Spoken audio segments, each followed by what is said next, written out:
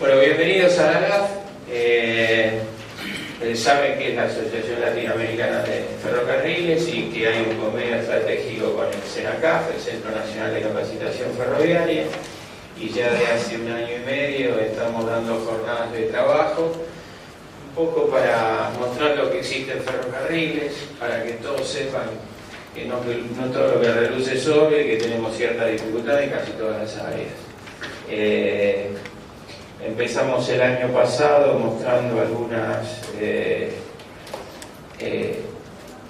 la realidad de lo que de lo que existía, el señalamiento, en telecomunicaciones, en todas las áreas. Este año empezamos con algunas instrumentaciones de jornadas básicas. Este año hubo sobre comunicaciones también, sobre el tema de energías, y todo eso va a seguir en el que viene, pero hoy vamos a introducir un nuevo tema que es el de cadena de tracción. Va a hablar sobre temas genéricos esta jornada, y ya el año que viene es posible que especifiquemos algunos temas más sobre este tópico. Silvestre es un compañero nuestro del Centro Nacional de Capacitación Ferroviaria, tiene bastante experiencia en este tema. Él es el instructor que da todo lo que tiene que ver con el motor rodante diésel, eléctrico, pero también ha instrumentado cursos sobre las locomotoras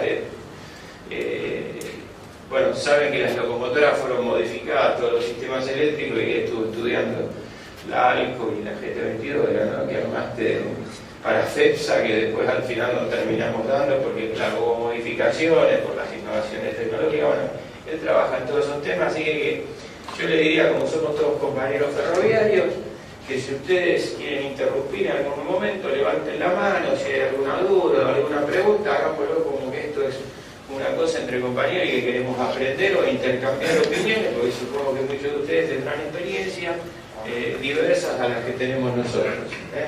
Lo dejo con él que le va a dar.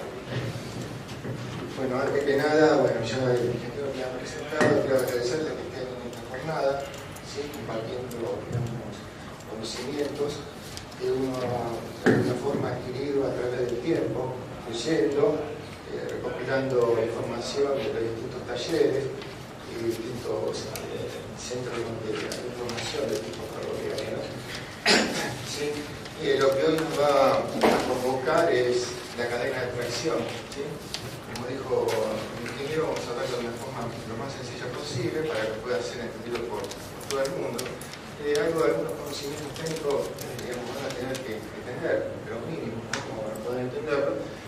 Y el temario de hoy va a ser, digamos, empezar con lo primordial en la cadena de tracción, que es el motor eléctrico, ¿no? Ya sea de corriente continua o de corriente alterna, para después seguir con el sistema de tracción, digamos, de cadena de tracción en continua, donde vamos a ver lo que es un chopper, lo que es el sistema de control de fase, ¿sí? Siempre hablando del motor, aplicado al motor de corriente continua. Después vamos a seguir viendo lo que es ya una cadena de tracción en alterna, aplicada a motores de corriente alterna, ¿sí? ¿De acuerdo? Y por último, bueno, si nos da el tiempo, ver la eficiencia de la cadena de tracción, ¿sí? ¿Cuál es más eficiente una con respecto a otra? Y siempre comparándola con lo que es la cadena de tracción en continuo, ¿no? Tomándolo como base. Y vamos a tratar de ver los distintos tipos de eficiencia con respecto al control de adherencia, ¿no? Algunos temas que están digamos, relacionados con la eficiencia de la cadena de tracción, ¿sí? Lo primero que vamos a ver es una reseña de cómo fue la evolución, en este caso, del motor de corriente continua, ¿sí? Saben que primero que desarrolló un motor de corriente continua fue la empresa que tenía Edison, ¿sí? Edison fue el primero que desarrolló un motor de corriente continua y es el que realmente conocemos hoy. No ha variado demasiado, ¿sí? Pero sí ha cambiado mucho con respecto a lo que es un motor de tipo convencional que se utiliza en la industria con respecto a lo que es un motor que se utiliza en aplicación ferroviaria, ¿sí? Un motor de tipo eléctrico, de continua, que está, digamos, aplicado a la industria, está siempre en una zona fija, ¿sí? En un lugar fijo, realizando su trabajo, desarrollando su potencia, pero fijo. En cambio, un motor de corriente continua, aplicación ferroviaria, está montado ¿dónde? En el bogue. Y el bogue está moviéndose continuamente y bueno, está ofreciendo continuamente solicitaciones con respecto a las aceleraciones,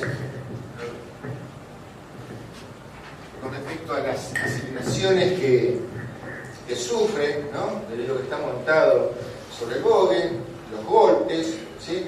Entonces todo eso hace de que el motor de tracción tenga que tener ciertas particularidades en su construcción, en su diseño, con respecto a lo que es un motor de corriente continua convencional. ¿Sí? ¿Se entiende?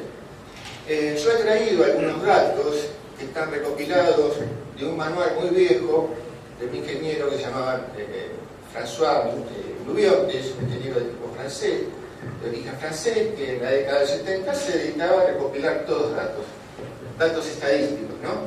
De todo tipo. Bueno, este ingeniero desarrolló todo lo que es la evolución del motor de corriente continua a partir del año 1920 a la década de los 70, ¿sí? Lo primero que se trató, tratándose del motor, digamos, de corriente continua para aplicación ferroviaria, es tratar de achicar su volumen y aumentar su potencia, ¿sí?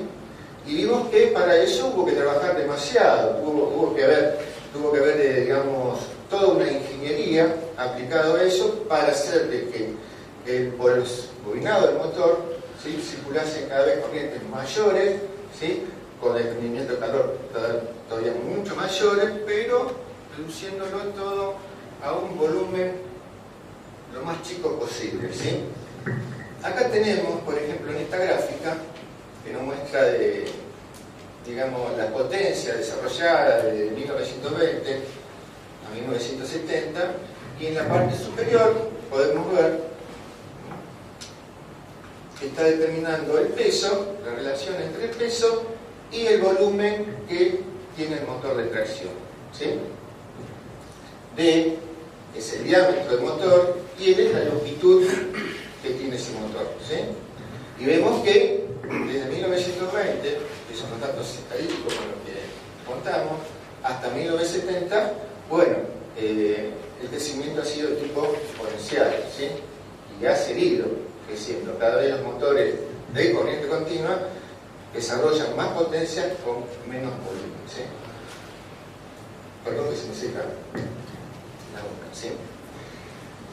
La causa, bueno, es que se ha trabajado mucho en lo que se dice la amplitud de la parte activa del motor, o sea, toda la zona donde el flujo magnético de los campos, ¿sí?, tienen influencia sobre los conductores que están en el rotor o inducido, ¿sí? Los americanos le llaman armadura, nosotros le llamamos inducido,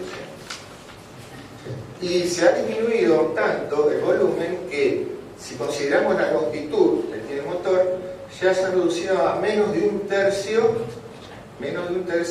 de la, digamos, longitud transversal que tiene una carrocería, que son aproximadamente 3 metros, ¿no?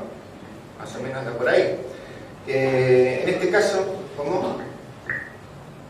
¿Alguna pregunta, alguna cosa? En este caso vemos que, bueno, ha disminuido de 0,4, 0,3, 0,28 y algo más, porque estos son datos estadísticos de la década de 70, ¿sí? O sea, todo ese esfuerzo para lograr un motor reducido, de poco tamaño, pero que desarrolle mucha potencia. ¿Se entiende? ¿Cómo es esto?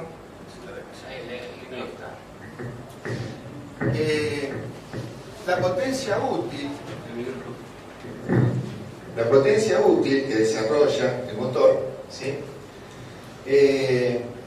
fue de alguna forma impuesta también por el lugar donde va a ir el motor, ¿sí? Está, digamos, dentro de lo que es el bogue. Ese poco espacio que tiene el motor digamos, condiciona la potencia útil que le podemos sacar a ese motor, ¿sí? Y vemos acá también los datos de... Se corrió un poquitito, pero no importa. Los datos de estas curvas donde nos muestra la potencia útil, ¿sí?, expresada en kilowatt, donde tenemos un rango máximo de 1500 kilowatts, ¿sí?,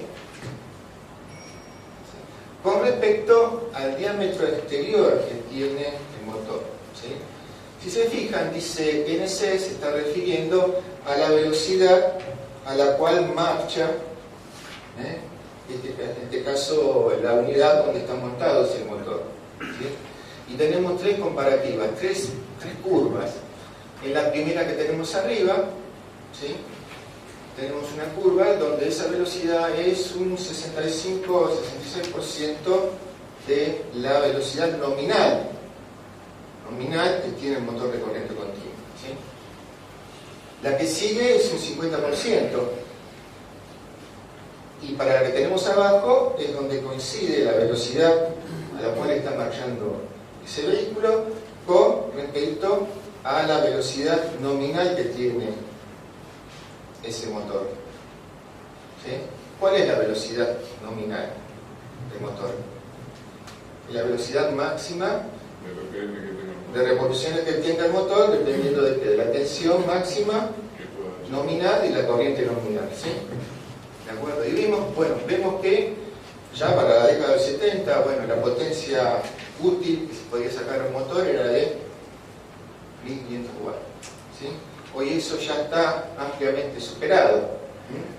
Un motor para una unidad eléctrica está llegando a los 300 kilowatts aproximadamente. Y si hablamos ya de una diésel eléctrica, ¿no?, o una locomotora eléctrica, llegamos a los 500, 600, ¿sí? Ya está todo totalmente superado, ¿sí? Pero bueno, todo eso se logra a través de trabajar en toda la ingeniería de ese motor, en los materiales aislantes, ¿sí?, también, digamos, en el núcleo magnético, y en la ventilación del motor, que es algo que vamos a tratar ahora en el punto que viene, ¿sí? Esto era... no, que sí. Otra cosa que hay que considerar cuando hacemos la diferencia entre un motor de continuo convencional, de tipo industrial, y un motor, digamos, de uso ferroviario, ¿sí?, son las aceleraciones y las vibraciones a las que está continuamente expuesto sobre el bogue, ¿sí? ¿Sí? Está continuamente moviéndose, agitándose, y eso, digamos, de alguna forma puede repercutir en algunas partes del motor. Todos saben que cada elemento, cada cuerpo tiene lo que se llama una frecuencia de resonancia, ¿sí?, donde si se mueve ese cuerpo a esa velocidad de resonancia puede colapsar, puede destruirse, ¿sí? En este caso, contamos, por ejemplo, también con datos estadísticos de la década de 70, lamentablemente no tenemos más datos de eso, que en esa época, por ejemplo, un motor que estaba suspendido por la nariz, ¿sí?, sufría aceleraciones verticales de 14 G, extremadamente elevadas, ¿sí?, extremadamente elevadas. Y en cambio, ¿sí?, para un motor que está totalmente suspendido, las aceleraciones disminuían bastante, ¿no? ¿Sí? 3 veces menos, por lo menos, ¿no? No, perdón, a menos, al 50%.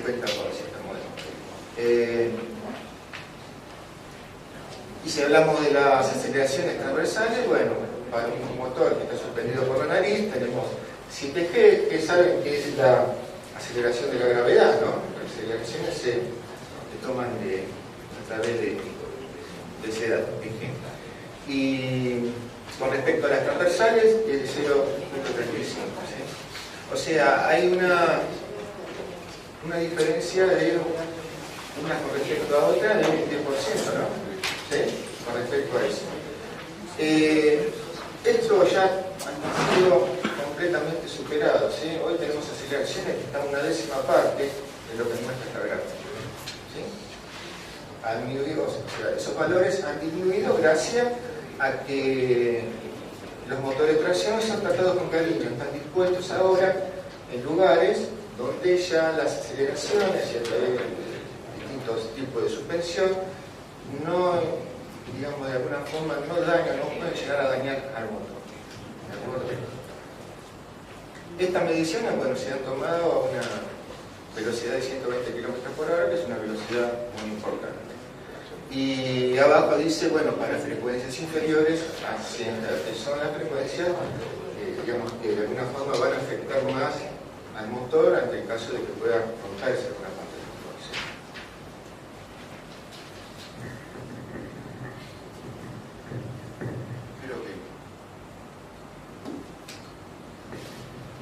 ¿Sí? Hablando así, digamos, estábamos hablando del tema de lo que son las suspensiones, ¿sí? Bueno, acá tenemos dos motores. Originalmente, tanto los motores destinados a diésel eléctrica, ¿no?, como a las locomotoras de tipo eléctrica, vehículos eléctricos, estaban suspendidos por lo que se llamaba la nariz. Esta zona, ¿no? Acá tenemos dos salientes del motor, donde todo el peso, la mayor parte del peso, estaba soportado por el eje del par montado, ¿sí?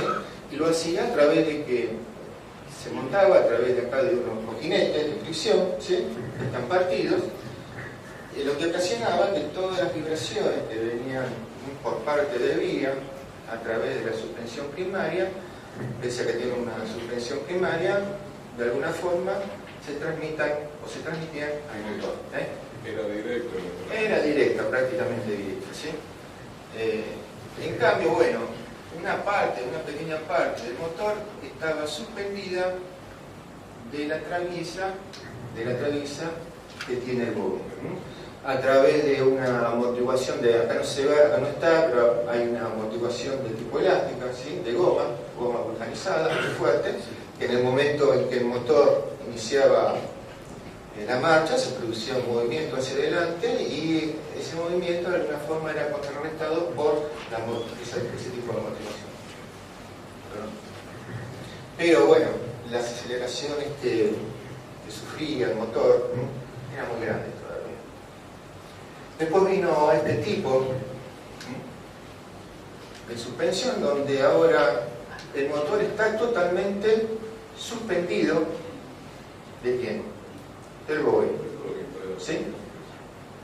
Está totalmente desvinculado del par montado.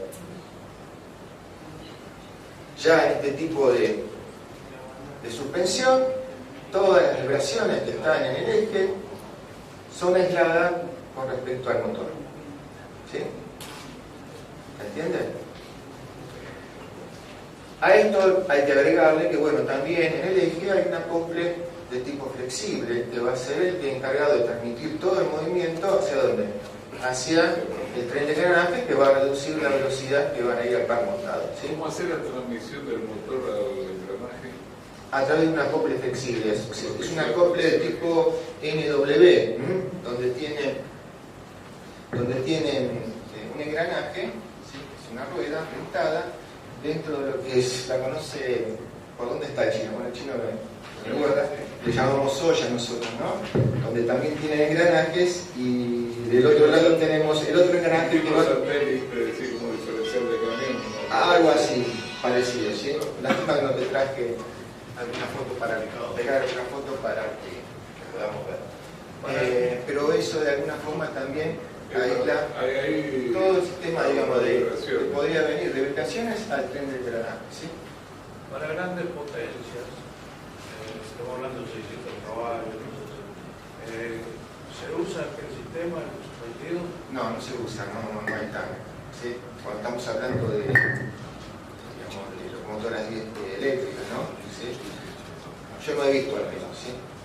Lo que sí les puedo asegurar es que la tendencia actual en los trenes de alta velocidad, ¿sí?, TGV, todo, es ya, digamos, suspender al motor, ¿sí? No del bogue, sino del piso de la carrocería, del chasis de la carrocería, ¿sí?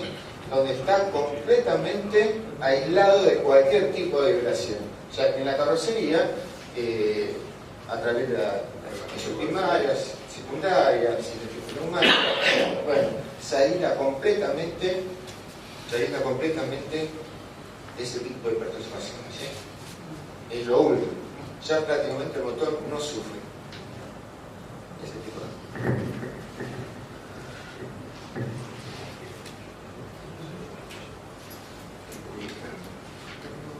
Acá un compañero hace un rato nombraba el tema de la ventilación de los motores, ¿sí? Que es algo muy importante, ¿sí? En función, digamos, de la corriente media, la corriente de régimen continuo que tiene el motor, ¿sí? Esa corriente se va a ver incrementada, ¿sí? Debido al tiempo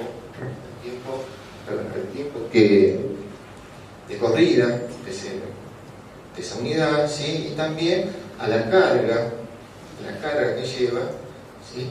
Que en definitiva está siendo soportada por el motor de tracción, ¿no? Eso hace que se incremente la corriente, los valores de corriente, y por supuesto, como el calor desprendido está relacionado directamente con la corriente, ¿sí?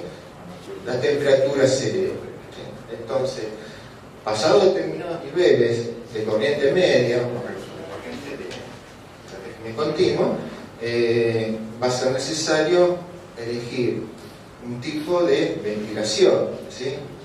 Un tipo de ventilación que puede ser de tipo directa o de tipo forzada, donde se va a tener que contar con un forzador de aire que entregue el volumen de aire, ¿sí? Metros cúbicos por minuto, adecuado para quitar el calor que tiene el motor, ¿sí? Es algo muy importante. Acá, bueno, también recurriendo a Nubión, tengo 3 curvas. En esta que vemos acá, bueno, nos muestra la corriente que circula por el motor, ¿no? A través de una corrida, ¿sí? Que está, digamos, hecha por un tren de tipo suburbano, ¿sí? Donde las exigencias de corriente no es tan grande por el hecho de que solamente transporta gente, ¿sí? Fíjense en los tiempos, ¿sí? Y la distancia, ¿sí? Recorren una distancia de 3 kilómetros en 4 minutos, ¿sí? El tiempo es corto, la distancia es corta, pero bueno, el peso que lleva no es tan grande, solamente pasajero. ¿De acuerdo?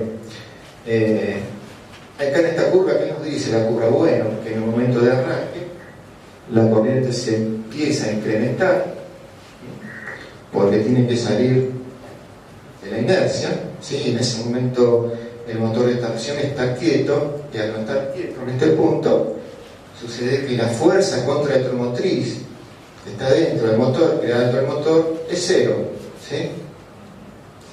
¿De acuerdo? Eso hace de que se incremente muy rápidamente la corriente, pero a medida que se necesite un par constante del motor, va a tener que circular una corriente constante, porque la corriente es la que origina el par en el motor de corriente continua.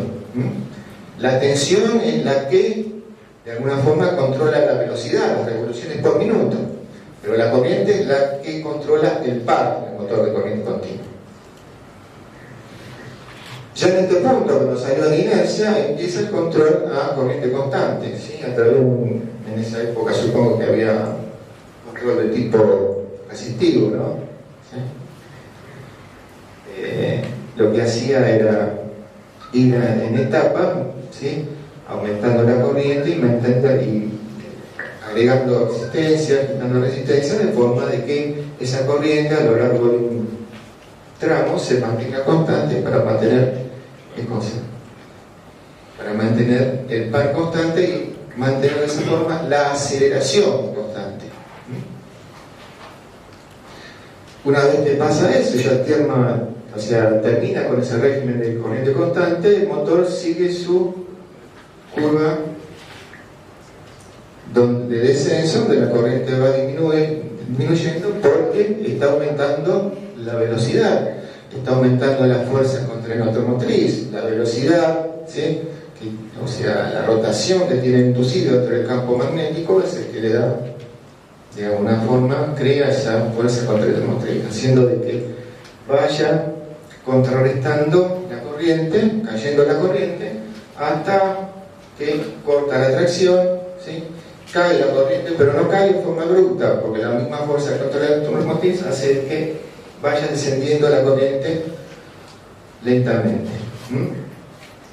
Hasta que en este proceso, bueno, ya acá el coche está parado y vuelve de nuevo a traccionar, ¿no? Acá tenemos otra curva característica, pero ya ahora se trata de un tren de carga, donde vemos que, bueno, ya la carga que tiene es una carga elevada, no son personas, ¿sí? La distancia que recorre ya son considerables, 250 kilómetros, y lo hace en 4 horas. Entonces, el valor de corriente media o de régimen continuo, bueno, se eleva a 1250 amperes. Entonces, ahí ya hay que considerar el hecho de ponerle un ventilador, un forzador de aire que le quite todo el calor, porque de alguna forma ese calor durante un tiempo va a hacer de que colapse ese motor, ¿sí? Entonces hay que liberarlo de ese calor. Y por último tenemos otra curva, ¿sí?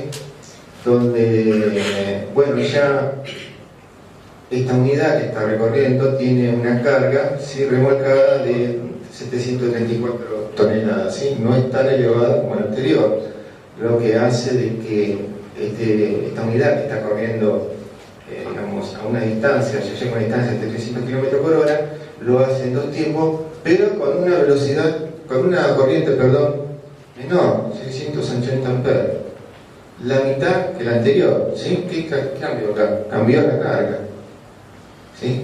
Entonces todo eso, todo ese régimen hay que considerarlo, hay que considerar a la hora de elegir cuál va a ser el sistema de ventilación que va a tener el motor de tracción.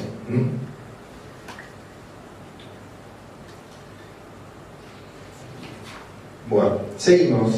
Tipos y características del motor de corriente continua. En el primer esquema que tengo, acá, tengo un motor con conexionado serie del campo. ¿Sí? En este caso, la corriente que circula por el inducido o armadura es la misma que circula por el campo, ¿sí? Este tipo de, digamos, configuración lo que nos ofrece es un gran par de arranque, y va a ser la configuración clásica que va a utilizar en los sistemas donde tenemos motores DC para salir de la inercia, ¿no? Se necesita un gran par, y esta configuración la puede, digamos, conseguir, ¿no? Después tenemos acá, digamos, el mismo motor de corriente continua, pero con un campo conectado en paralelo, un inducido conectado en paralelo. ¿Qué nos ofrece esta configuración? Bueno, lo que va a hacer es que cuando le apliquemos tensión, este motor va a llegar a una velocidad de régimen y va a mantener la velocidad, aunque, digamos, sufra distintas cargas en el eje, ¿sí? Va a mantener esa velocidad de rotación independientemente de la carga que se ofrezca, la carga resistente, ¿no? En el eje. Y por último tenemos la del tipo compuesto, donde bueno, tenemos un campo serie y un campo paralelo. En ese caso, digamos, va a tener las características, ¿sí?, de las dos anteriores, ¿sí?, con corrientes menores, con velocidades menores, pero con par constante, ¿sí?, gran par, perdón, el arranque, y una velocidad constante. En el caso, bueno, de la última configuración, acá, ¿sí?, nos dice, bueno, es apto para freno regenerativo y control de velocidad constante. El hecho de que a través de esta configuración se puede controlar muy fácilmente la regeneración del motor. ¿Qué significa regeneración? Bueno, que el motor está funcionando como motor, se convierte en generador y puede mandar esa energía durante el proceso de frenado ¿a dónde? A la línea, para que pueda ser recibida por otra unidad que en ese momento está traccionando, ¿sí?, está traccionando. Eso significa regenerativo.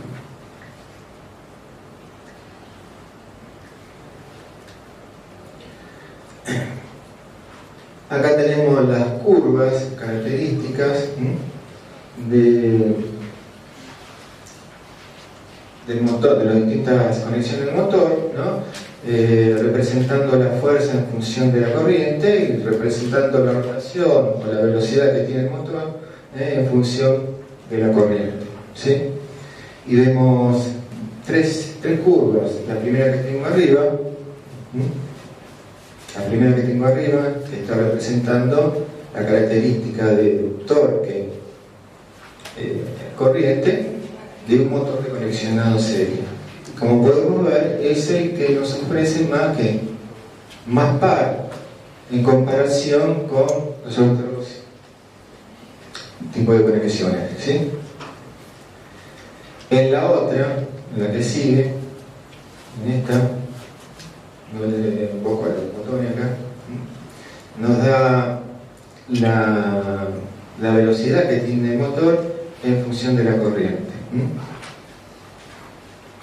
En el caso del partido, se está refiriendo al de tipo paralelo, ¿sí?, esa velocidad de rotación permanece casi constante independientemente del valor que tenga la corriente. No varía. En el caso del compuesto, bueno, varía algo cae esa velocidad, pero en el caso de serie, fíjense cómo cae abruptamente, ¿sí?, la velocidad en función de la corriente, ¿sí? Si lo miramos desde el punto de vista inverso, a medida de que va creciendo la velocidad, va aumentando, ¿qué cosa?, la fuerza contraelectromotriz, haciendo de que la corriente vaya disminuyendo.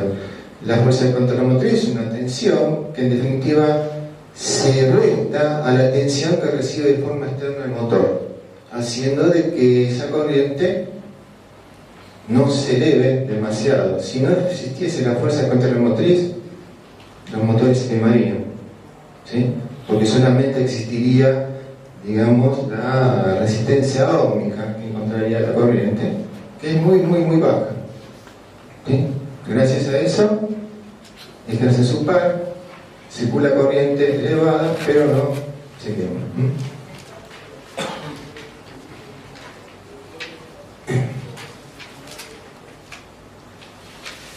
Acá tenemos una vista, un esquema de lo que es un motor de corriente continua. Lo que tenemos a la izquierda es el inducido, donde observamos una parte importante que es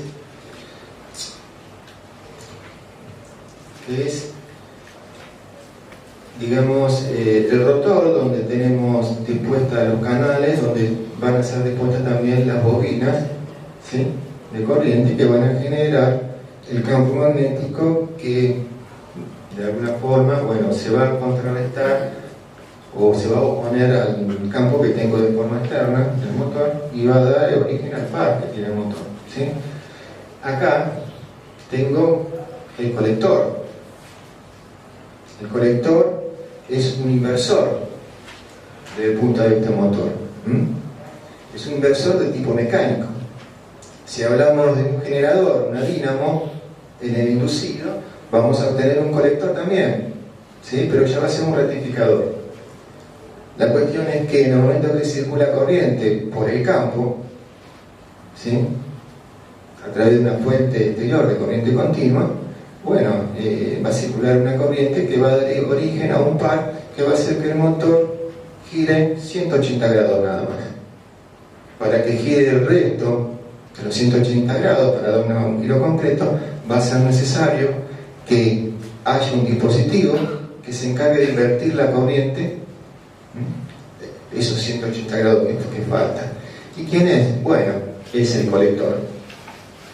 Cuando hablamos de motor, de corriente, ese colector va a ser el que va a dar origen a la inversión de la corriente en el momento en que gira, y a través de las escobillas origine la inversión de esa corriente, de forma de que el motor siempre gire en forma continua y no gire solamente 180 grados y se clave.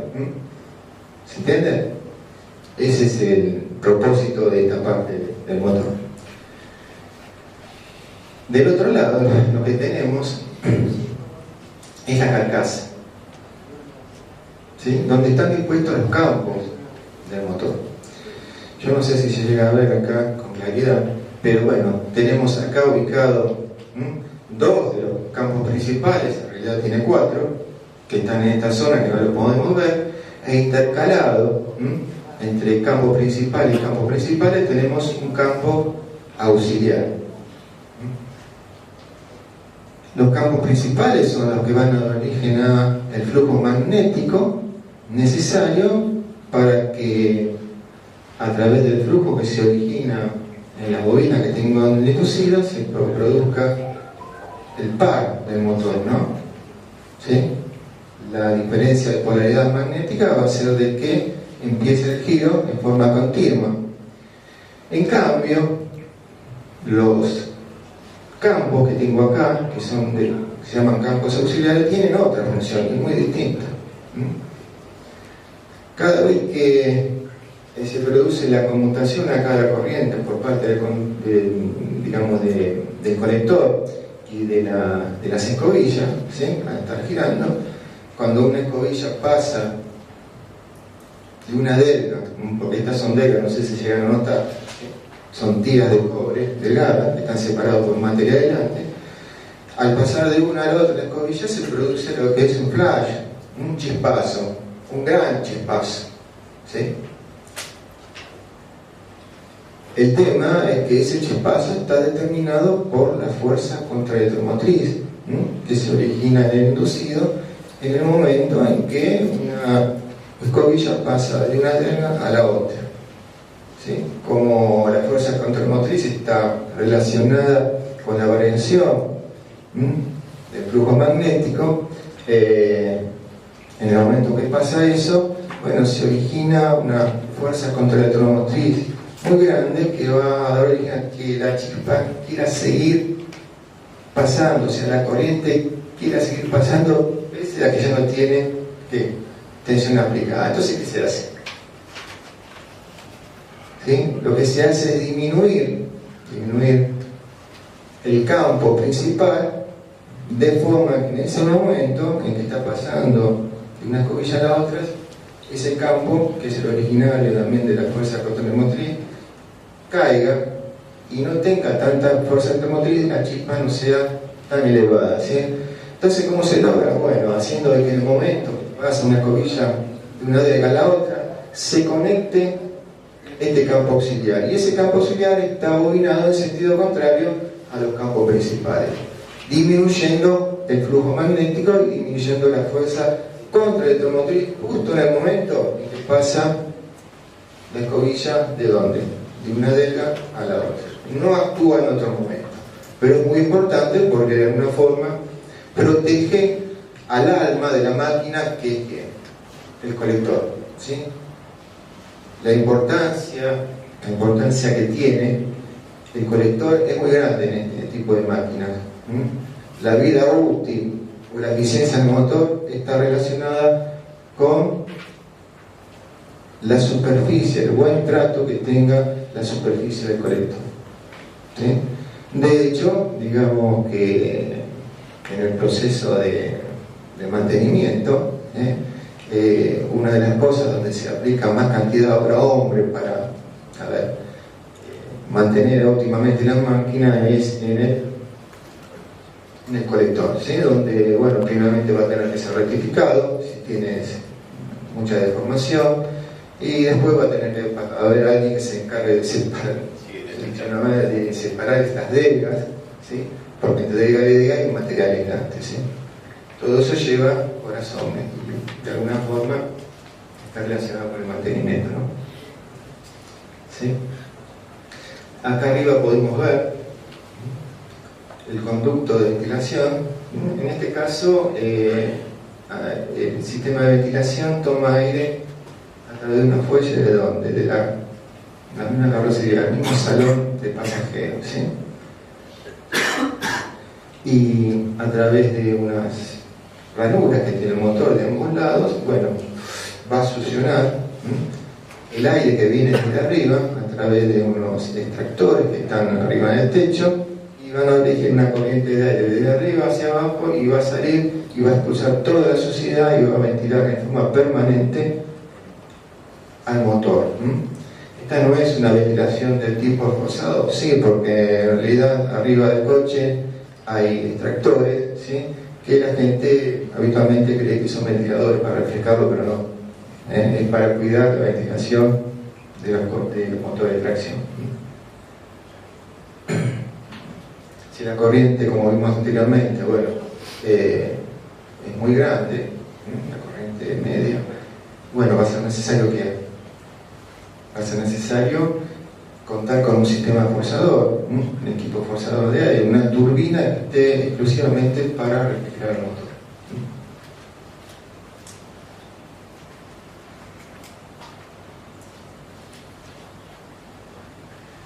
Características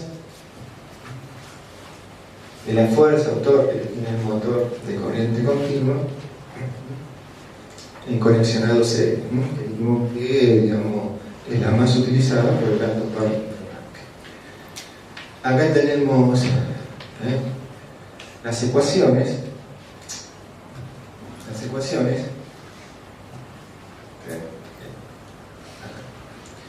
donde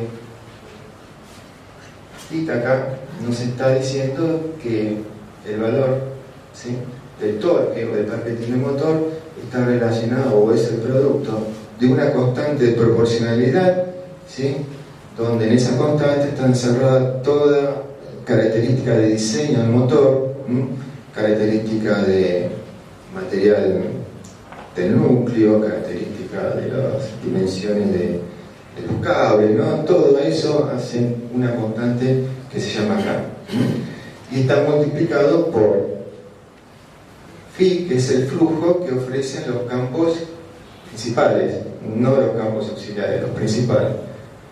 Y IA, no es I por A, sino IA, es la corriente de armadura o corriente de inducido.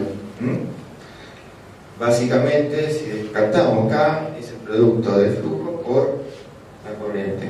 El flujo del campo principal, ¿por qué? Por la corriente de inducido. ¿De acuerdo? T se expresa en kilogramos fuerza por metro, que es el torque. K es el coeficiente que vimos recién, que es estructura del motor, que, como comenté, está relacionado con todas digamos, dimensiones físicas que tiene el motor. Phi es el flujo magnético y A es el inducido. Como en un conexionado serie, la corriente que circula por el motor, digamos, está circulando a través del inducido y a través del campo, ¿sí? La corriente es única. Podemos obviar el flujo, porque el flujo va a ser proporcional a la corriente que está circulando por el campo. Es una relación directa. Entonces obviamos el flujo y ponemos corriente de armadura por corriente de armadura, que sería la corriente de armadura o inducido al cuadrado, ¿sí? Por eso vemos la forma exponencial que tiene esta curva de la fuerza de rotación o torque con respecto a la corriente que circula inducido. Y cuadrado por K, que es la constante de proporcionalidad o la constante de estructura del motor.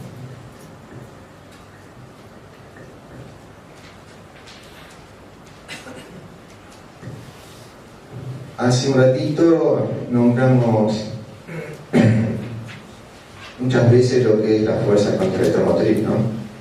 La importancia que tiene la fuerza contraelectromotriz dentro del motor.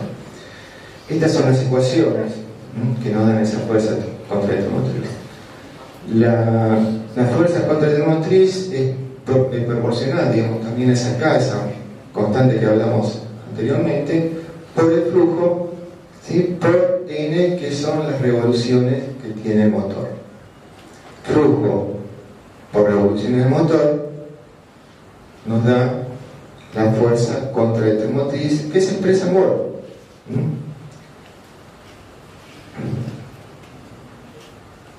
En las ecuaciones que tenemos acá, tenemos que la ecuación nos dice que esa fuerza contraelectromotriz, ¿sí?, es igual a la tensión que se le aplica de forma externa al motor menos la corriente que está circulando por el campo y por la armadura multiplicado por la resistencia, ¿sí?, que tiene la armadura. Desde el punto de vista práctico, la resistencia óhmica que tiene la armadura es muy baja, muy bajita, llega a décimo de ohm, ¿sí? Lo que va a originar de que, desde el punto de vista práctico, esta resistencia prácticamente valga cero, y el producto de IA por algo que vale cero es cero. Entonces descartamos este término, ¿sí?, y nos queda directamente que, al descartar ese término, nos queda que N es igual a C por K por P, o sea, el número de revoluciones, ¿sí? Es ese término que estamos descartando. Por último, nos queda que T, que es la tensión exterior que tenemos aplicada al motor, dividido la constante por el flujo, nos determina que las revoluciones. Por lo tanto, esto nos demuestra que las revoluciones del motor están ligadas directamente con la tensión que recibe de forma externa. Entonces, el motor, desde el punto de vista práctico, le da bola a la corriente para adquirir su torque, ¿no?, su par, y le da bola a la tensión para adquirir sus revoluciones o giros, ¿no?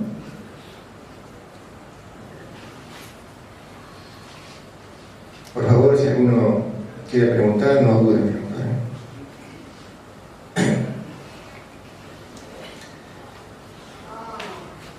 Más o menos lo que vimos anteriormente es un resumen de lo que es un motor de corriente continua, ¿no? Seguramente hay muchas cosas de diseño en las cuales algunos de ustedes tengan inquietud, ¿no? Pero bueno, no está dentro del alcance de este curso.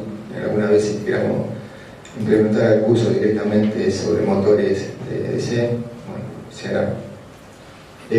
Ahora lo que tenemos que ver es los motores de corriente alterna, ¿sí? ¿Cuáles son las diferencias? Tenemos acá representados tres tipos de motores de corriente alterna. El primero que tenemos acá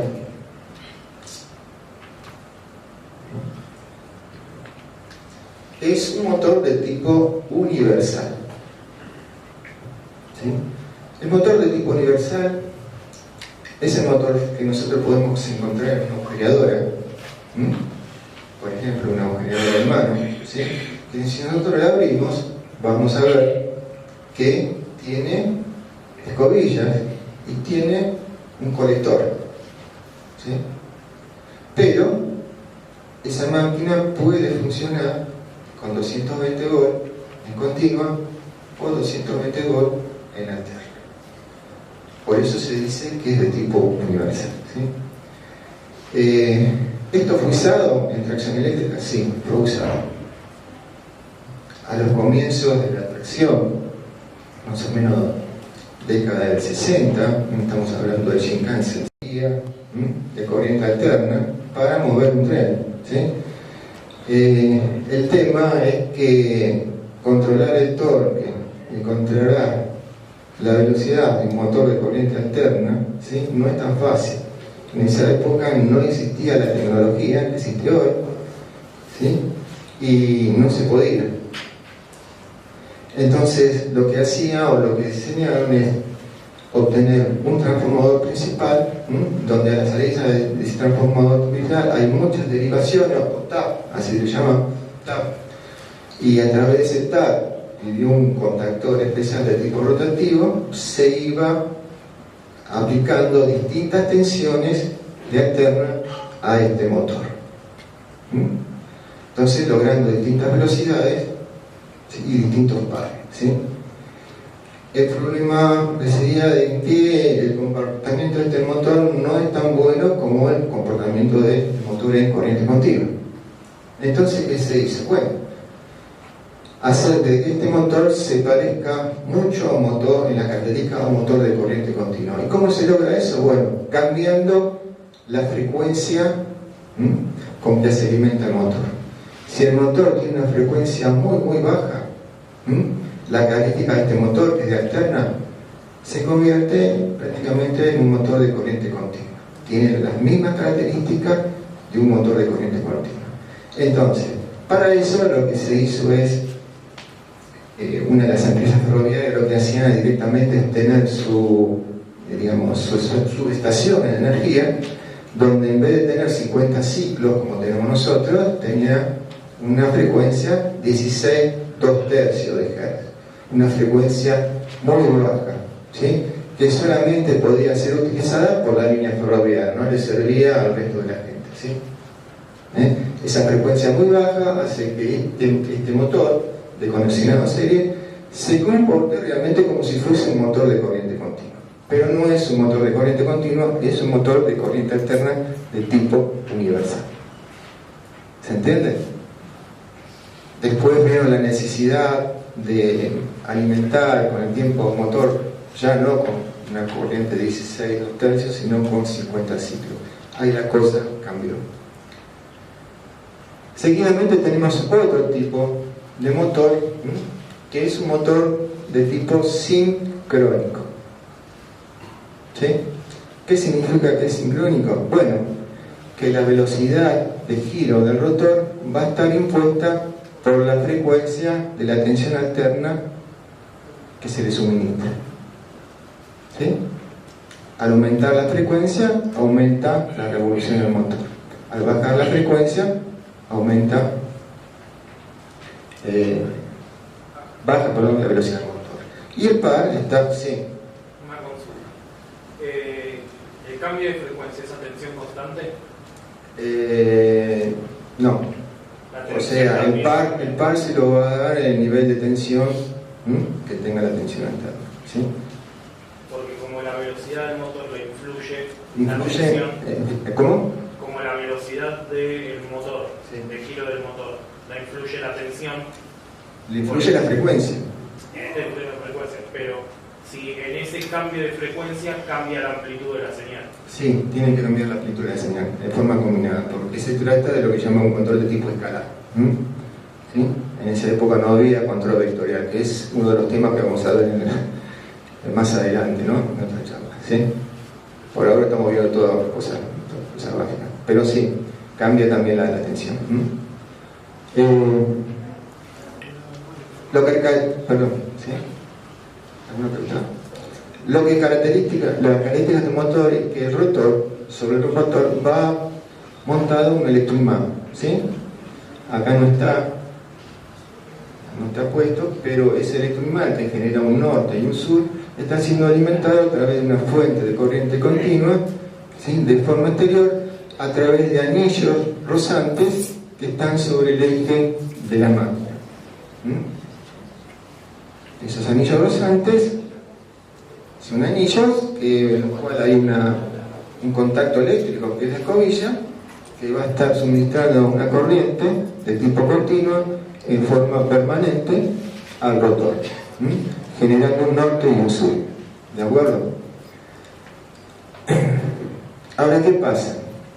Si nos fijamos bien en el tipo de conexionado, vemos que hay dos campos, ¿sí?, que reciben tensión. Este que tengo acá recibe tensión directamente de la fuente de tensión alterna, pero el que tengo acá tiene conectado ¿qué? Un capacitor, ¿sí? La cuestión es que cuando nosotros aplicamos una tensión de tipo alterna a un inductor, el campo es un inductor, es una bobina, se produce un fenómeno adentro que es el retraso de la corriente. Va a retrasar 90 grados eléctricos con respecto a la tensión aplicada, ¿sí? Y en definitiva,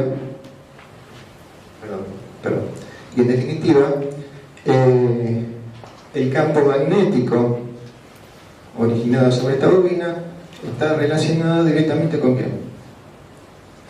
Con la corriente. La corriente es la que genera el flujo magnético, ¿sí?, sobre este campo, ¿sí?, pero con la diferencia que está desfasado con respecto a la tensión, creando en un momento un norte arriba y un sur abajo, de forma alternada, norte-sur, norte-sur, norte-sur. En cambio, en la otra bobina hay conectado un capacitor. La conexión de un inductor y un capacitor en serie, ¿sí?, va a hacer de que ese retraso de corriente prácticamente no exista, porque el capacitor y el inductor forman un circuito de tipo resonante donde la tensión y la corriente están en fase, ¿sí?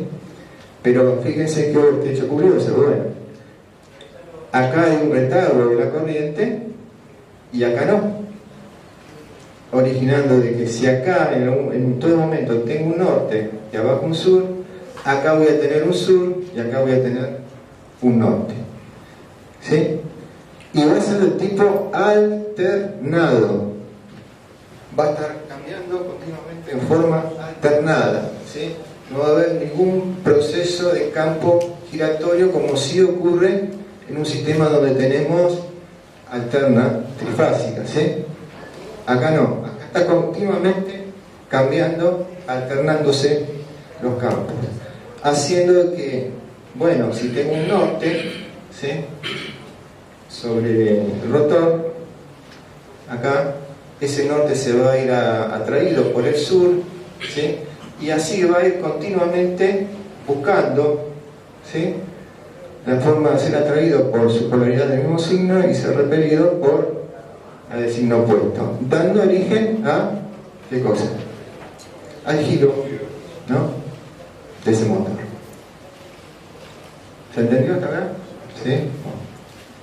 Esto es un esquema sencillo.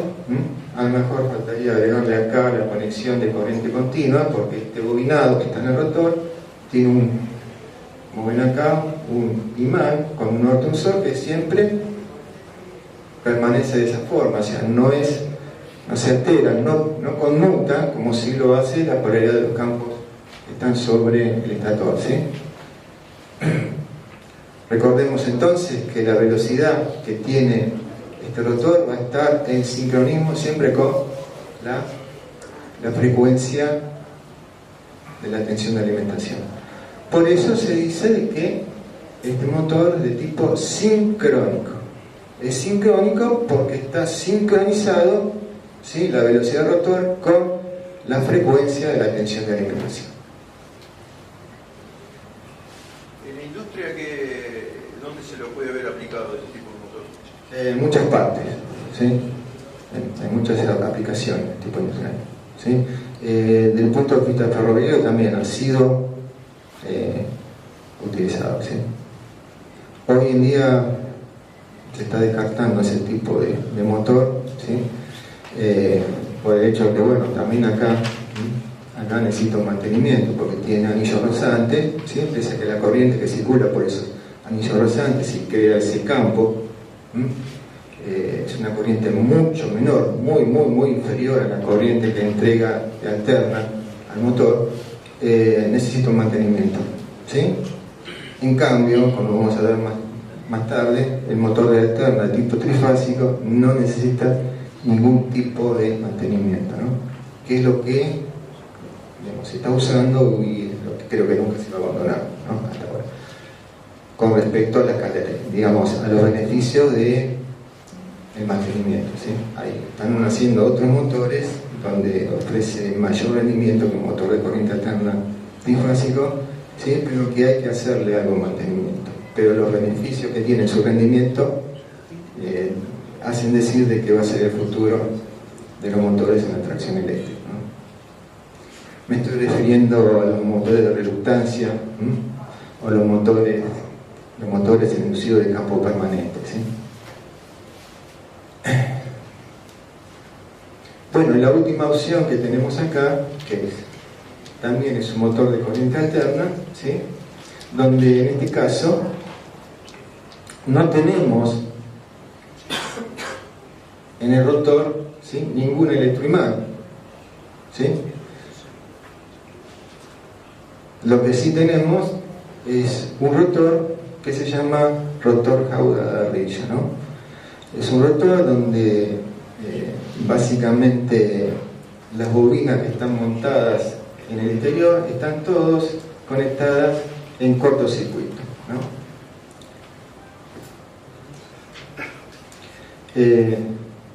Y acá tenemos dos bobinados, ¿sí? Este bobinado que tengo acá, fíjense, está dos bobinas en serie, ¿sí? Viene por acá y llega al otro extremo de la fuente, ¿sí? Ese es el bobinado llamado bobinado de trabajo. Y tiene otro bobinado, donde tenemos también dos bobinas conectadas en serie, pero además tengo acá, ¿qué?, un capacitor. ¿Qué va a hacer? Bueno, estos son los típicos motores monofásicos que nosotros podemos encontrar, por ejemplo, en una heladera o en un taller mecánico, ¿sí?, donde trabaja el proceso de movimiento del motor es a través del proceso de inducción electromagnética. La generación o la alternación de estos campos por parte de la fuente van a inducir corrientes sobre el rotor de tipo jaula de ardilla, que van a originar también corrientes que se van a oponer a los campos principales, en este caso los campos de trabajo. El bobinado que tiene el capacitor está directamente conectado a los bobinados de arranque del motor, ¿sí?, originando, cuando se le conecta acá el capacitor, un desfasaje entre tensión y corriente, haciendo de que exista una diferencia en los flujos magnéticos del campo principal con respecto al campo de arranque, y eso va a dar origen a que se inicie el movimiento del rotor. Una vez que empezó a moverse, bueno, es posible quitar a través de un relé el campo de arranque, ¿sí? Como sucede en los motores eléctricos de las heladeras, ¿vieron? Que arranca y a través de un relé, tac, un disyuntor, corta el bobinado de arranque y sigue funcionando, ¿sí? Esto no ha sido de tanta aplicación en tracción ferroviaria, ¿no? Esto no se aplicó. Sí. Esto no puede ser un motor de fase partida, ¿no? ¿Cómo? Es lo que se llama motor de fase partida, sí. El efecto que hace de que este rotor gire se llama efecto Ferrari.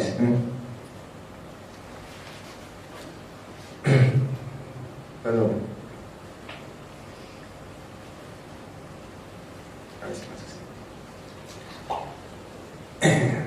Ahora sí vamos a entrar en lo que es el motor de corriente alterna, ¿sí?, de uso ferroviario en la actualidad, que es el motor de inducción, o motor de corriente alterna trifásico.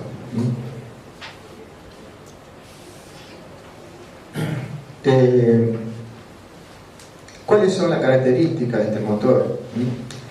Bueno, primeramente que un motor de corriente alterna trifásico ofrece mayor potencia ante igual volumen de un motor de corriente continua, mucho mayor potencia. ¿Sí? Eso ya es una característica muy importante. Permite la utilización del freno regenerativo. Hace mucho tiempo, el motor de alterna trifásico no era tan fácil de controlar con respecto a sus revoluciones y con respecto a su par, pero hoy con la utilización de la electrónica y de los dispositivos electrónicos de potencia es sumamente fácil, ¿sí? Es sumamente fácil y se controla con mucho mayor eficiencia que un motor de corriente continua. Por eso está siendo reemplazado, aunque hay lugares que todavía hay unidades en el mundo que hay motores de corriente continua, ¿no? Generalmente lo que utilizan yo.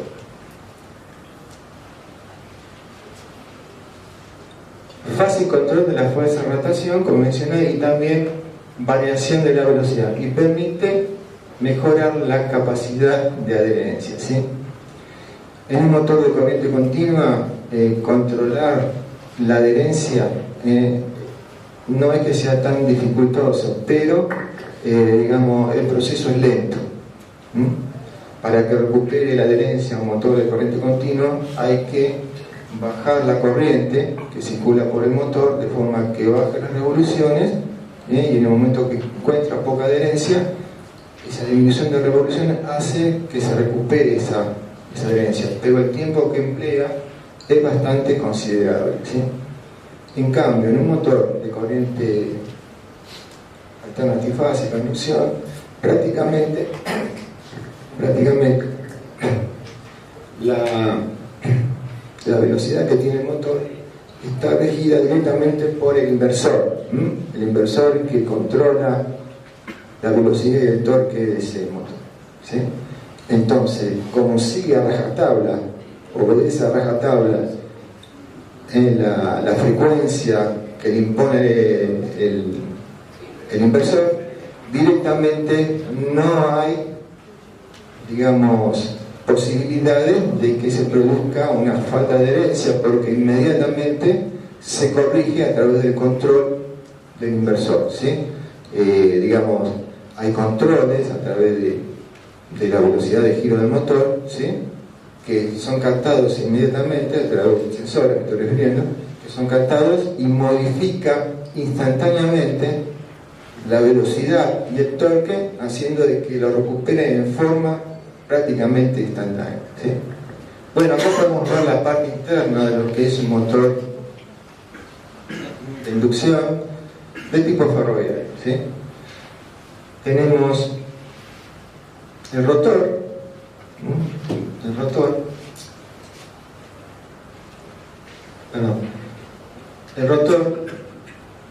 donde en la parte externa, en la periferia del rotor, ¿sí? Hay unas barras que conectan estos anillos de fondo, ¿sí? Estos anillos de fondo son, de este lado hay uno, del otro lado hay otro, ¿sí?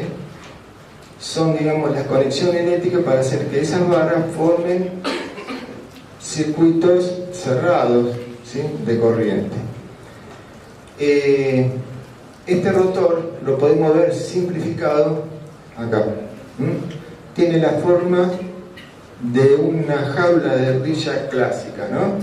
Imaginemos la ardillita ahí adentro, corriendo, ¿sí? Pero básicamente lo que forman son conductores que están unidos a sus extremos, ¿sí? Formando un circuito de tipo cerrado, en cortocircuito. Y en el estator están montadas las bobinas, 3 bobinas, mejor dicho, que están desfasadas 120 grados una con respecto a la otra, ¿sí? La salida de esas bobinas son conectadas directamente a una fuente de corriente alterna trifásica. El hecho de que alimentemos esos devanados, esas bobinas desfasadas a 120 grados con alterna de tipo trifásica, va a hacer de que dentro de este estator se produzca un campo magnético que no es alternado, es giratorio. Empieza a girar, ¿sí?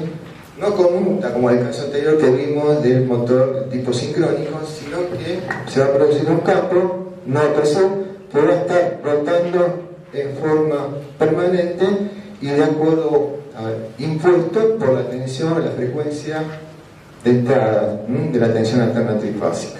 Acá tengo un pequeño esquema, ¿sí? Por suerte muy malo, donde está representado un campo magnético norte-sur, solamente un campo magnético norte-sur, en realidad, ¿sí? Hay tres, ¿no? ¿Sí? Este campo está girando y está girando en sincronismo con la frecuencia de la tensión alterna trifásica. Gira en sincronismo el campo. ¿Qué sucede? Entre el norte y el sur tenemos líneas de fuerza que van de norte a sur. Esa línea de fuerza, al estar girando y encontrar el rotor quieto, van a hacer de que sean cortadas por parte de un conductor que tengo en la jaula de ardilla. Al cortar línea de fuerza del inductor, se produce el fenómeno de inducción. Sobre ese inductor va a aparecer una tensión polarizada, indicada acá por esta flechita, que va a dar origen a la circulación de una corriente. ¿Dónde? En el rotor. ¿Sí? Justo en el momento en que corta la línea de fuerza ese conductor. Entonces va a empezar a circular corriente en este sentido, ¿sí? Y una corriente muy grande, una corriente de cortocircuito muy grande, lo que va a dar origen que al circular corriente origina ella misma su campo magnético, ¿sí? En torno a este conductor van a aparecer en forma circular un campo magnético concéntrico al conductor que va a tener la polaridad opuesta al campo que tiene directamente en la parte superior, ¿sí? ¿Qué va a hacer? Bueno, pasa el campo principal que está girando, induce la fuerza contramotriz en la jaula de ardilla, ella crea su campo y a través de ese campo magnético va a seguir al campo principal, ¿sí? Entonces, esto es de forma instantánea. En este caso no se necesita un sistema de arranque como el que vimos anteriormente, en el sistema monofásico, ¿sí? O sea que inmediatamente que le aplicamos tensión trifásica, empieza a rotar, no tiene ningún problema. ¿Se entiende? Entonces, hay dos velocidades. La velocidad impuesta, en este caso por la fuente trifásica, que va a dar origen a la velocidad de sincronismo, que es la del campo rotante. Y va a haber otra velocidad que está relacionada con la velocidad que tiene el rotor. Entonces tenemos dos velocidades, la del rotor y la del campo sincrónico con la tensión aplicada. La diferencia, ya la vamos a anterior, entre las dos velocidades no es una diferencia sí, sino que es una diferencia de tipo vectorial. Lo que va a originar es lo que se llama el deslizamiento, ¿sí? Esa diferencia de velocidades, esa diferencia de velocidad relativa, da origen a lo que se llama el deslizamiento, ¿sí? Ese deslizamiento va a estar, es un número, va a estar entre 0 y 1. A mayor deslizamiento, ¿qué significa? Que la diferencia entre la velocidad del sincronismo y la velocidad del rotor es mayor. A menor deslizamiento, la diferencia entre las dos velocidades es menor. ¿De acuerdo? Pero fíjense qué interesante. Si el campo está girando a una determinada velocidad y el rotor está girando a una velocidad menor, digamos, lo que ocurriría si de alguna forma el rotor alcanza la velocidad del campo rotante. ¿Funcionaría? No, no funcionaría, ¿sí? Porque si los dos están girando a la misma velocidad, no hay cortes de línea de fuerza del campo principal por el inducido o la jaula de ardilla. No se produce inducción, no se produce campo dentro de la jaula de ardilla y no tiene par. ¿De acuerdo? Pero en cambio, si está girando el campo rotativo a una determinada velocidad y por algún motivo de forma externa las revoluciones que tiene el inducido disminuye, porque hay una fuerza resistente sobre el eje, inmediatamente hay una diferencia mayor entre las dos velocidades, que significa desde el punto de vista relativo que el campo principal está cortando ahora con mayor rapidez. ¿Qué cosa? Los conductores de la jaula de ardilla. Entonces se induce más tensión, se induce un campo más grande dentro de la jaula de ardilla, con mayor fuerza, haciendo de que el par ahora aumente y trate de equilibrar el par resistente que está sobre el eje. ¿Sí? ¿Se entendió? Actúa de forma automática. ¿Cómo se controla este motor? Bueno, para controlar el par y la velocidad de este motor, vamos a tener que actuar sobre el flujo intermedio que va, digamos, a producirse entre el campo principal y el campo que está en el rotor. ¿Sí? O sea, van a existir en realidad tres campos. La distancia que yo tengo acá entre este punto y esta superficie rotor, ¿sí? Es una distancia muy chiquita, apenas 2 o 3 milímetros, ¿sí? A eso se le llama entrehierro. Y es en ese entrehierro donde se crea el flujo, el tercer flujo, que va a dar origen al par.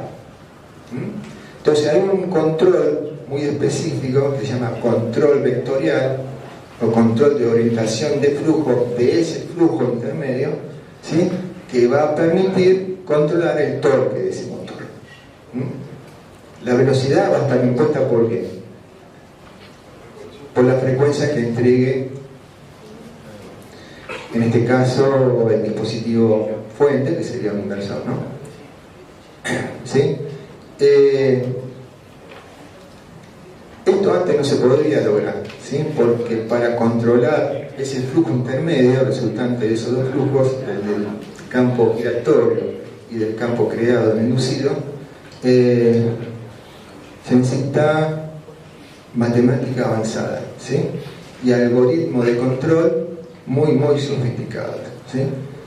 Que para lograr modificaciones en ese flujo, tiene que haber algo que realice cálculos muy rápidamente y modifique de forma externa, a través de las tensiones y corrientes que se le aplica al motor, ese flujo intermedio, ¿sí?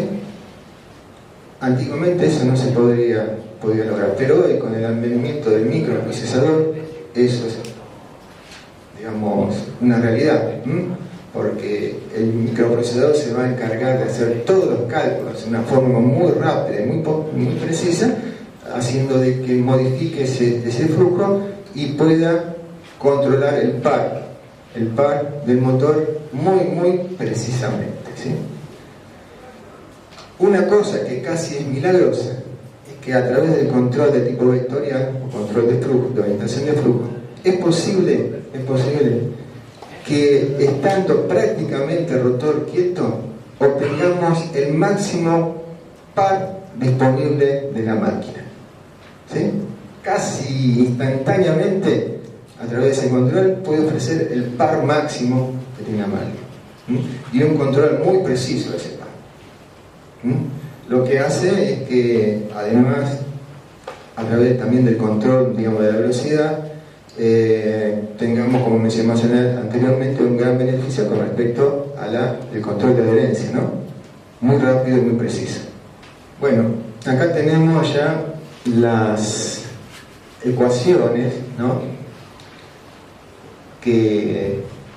controlan el motor de inducción trifásico, donde tenemos la velocidad de sincronismo. ¿Cuál era la velocidad de sincronismo? La velocidad del campo giratorio impuesto por la tensión de alimentación trifásica, ¿sí? Que está determinado por un número 120, donde arriba tenemos acá la frecuencia, dividido por el número de poros que tenga en este caso la máquina del motor, ¿no? Está expresado en revoluciones por minuto. O sea que con cambiar la frecuencia de la fuente de alimentación, cambio la velocidad de ese campo giratorio. ¿Qué es lo que va a hacer? ¿Qué dispositivo? El inversor. Y abajo tengo representado el deslizamiento, o sea, esa diferencia de velocidad relativa entre el campo giratorio y la velocidad del rotor.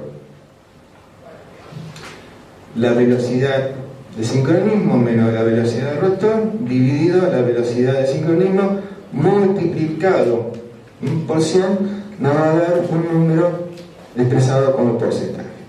Y ese valor de S va a estar entre 1 y 0.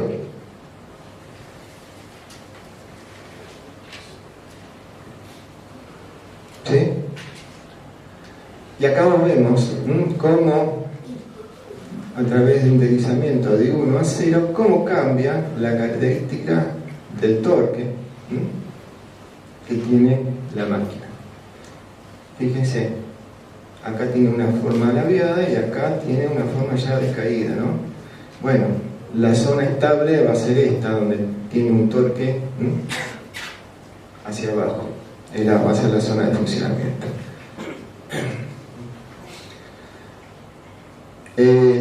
Decíamos entonces que la velocidad de sincronismo, junto con la velocidad del rotor, es la que imponen el deslizamiento, ¿no? Y que está entre 0 y 1. Ahora yo les pregunto, ¿qué pasa si la velocidad del rotor es superior a la velocidad de sincronismo? Nosotros mencionamos anteriormente que si la velocidad de sincronismo y la velocidad del rotor son iguales, no hay par, ¿recuerdan? ¿Sí? Pero ¿qué pasa ahora si la velocidad del rotor, ¿sí?, es más grande que la velocidad del campo rotativo o giratorio? Muy bien, acá dice un compañero, me dice genera. Sí, empieza a generar. El motor empieza ahora a entregar corriente a una fuente, a una carga. ¿Sí? En ese caso ya no estamos hablando de un deslizamiento positivo, sino que vamos a tener un deslizamiento de tipo negativo. ¿Sí? El proceso también es complicado para que el motor de alterna trifásico genere, ¿sí? Pero el inversor lo logra. Cuando se deja de traccionar, el motor sigue girando, el rotor está girando, ¿sí? Y en el momento preciso en que va a cortar la tracción y se va a disponer a frenar, el sistema inversor va a ordenar que la frecuencia que se le está entregando en ese momento, traccionando, caiga prácticamente a 0. No es a 0, sino a unos hertz, 4 o 5 hertz, rápidamente. ¿Sí? En ese momento hay un proceso electromagnético dentro del motor, que no lo vamos a explicar ahora porque es complejo, que va a hacer de que la corriente, ¿sí?, se invierta. Estaba ingresando corriente al motor, y progresivamente esa corriente va a ir disminuyendo porque están haciendo otra en sentido contrario. Va a llegar un momento en que la corriente que está generando el motor va a ser igual a la corriente que está ingresando por parte del inversor. Va a haber un dispositivo detector que ya la corriente se hizo 0, ¿sí? Y el inversor ya no trabaja como inversor, sino que se va a convertir en rectificador, ¿sí? Haciendo de que ahora la corriente fluya ¿hacia dónde? Hacia la línea, ¿sí? Pero previamente, a través del inversor, que se va a convertir en un rectificador de tipo controlado, ¿sí? Va a convertir esa tensión de tipo alterna en continua para ser entregado a una línea de contacto donde tenemos tensión continua, ¿sí? No hay fase, ¿sí? No hay fase, ¿sí? Por eso, por ejemplo, en la línea roca, pese a que tenemos motores de corriente continua, ¿sí? ¿Se puede realizar el proceso de regeneración?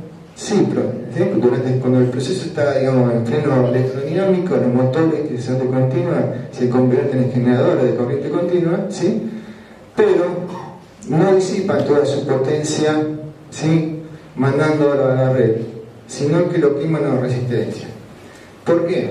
Bueno, el hecho de que nosotros tenemos alterna la línea de contacto catenaria hace necesario que exista un equipo que enganche en frecuencia, ¿sí?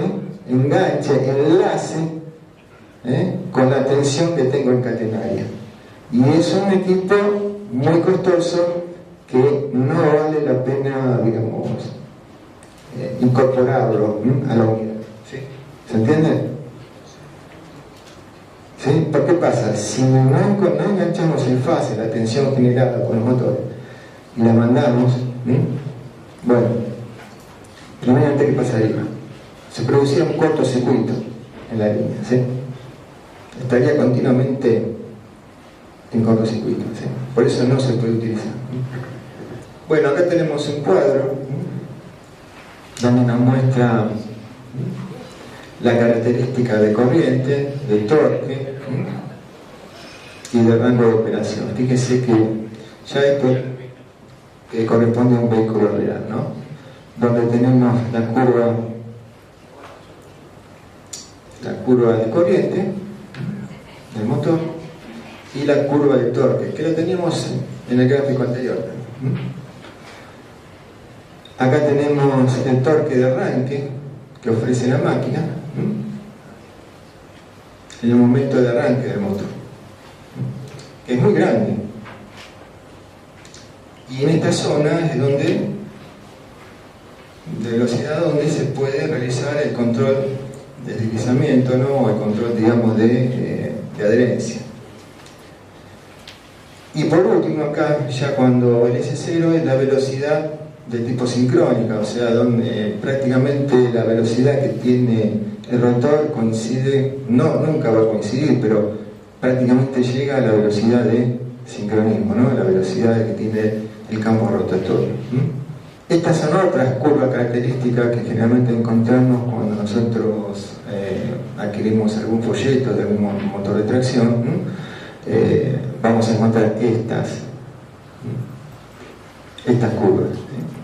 En esta acá está representado el deslizamiento, cómo varía el deslizamiento a medida que se hace positivo o a medida que se hace negativo, ¿sí?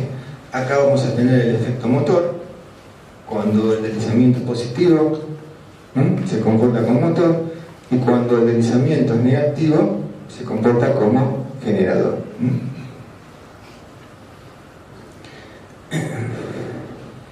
¿De acuerdo?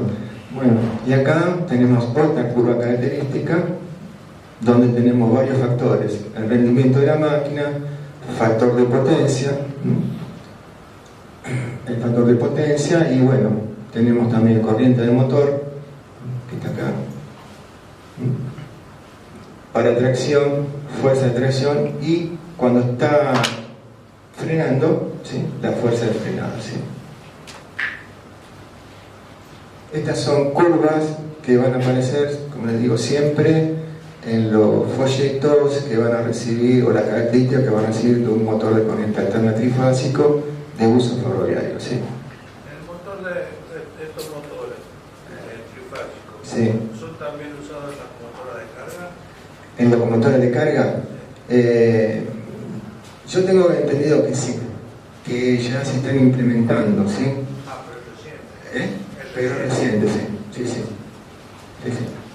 utilizar, porque son mucho más eficientes nada más, pero bueno, son mucho más caras, obviamente, ¿no? Que las que utilizan motores de corriente continua, muchísimo más caras. Pero la eficiencia que tienen es muy, muy superior a la de. ¿Sí? Recién se está comenzando con eso. Algo un poco, ¿sí? Una consulta, ¿no podría volver a explicar lo del inversor, la inversión, cuando sí. Como rectificador? Claro, en el momento en que el motor empieza a generar, ¿sí? ¿Qué pasa cuando un motor se convierte en generador? Cuando un motor funciona como motor, las corrientes son entrantes, ¿sí?